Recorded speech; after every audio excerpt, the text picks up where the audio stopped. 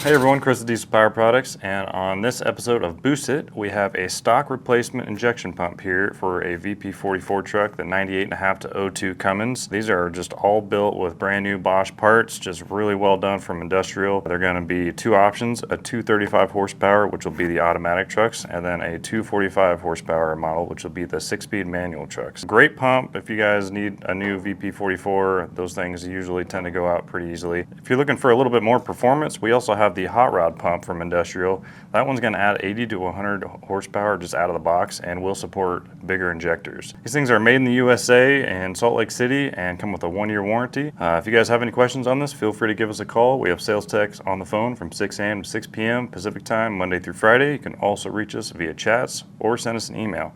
We're here to give you the best tech support in the industry. Thanks for watching. See you on the next one.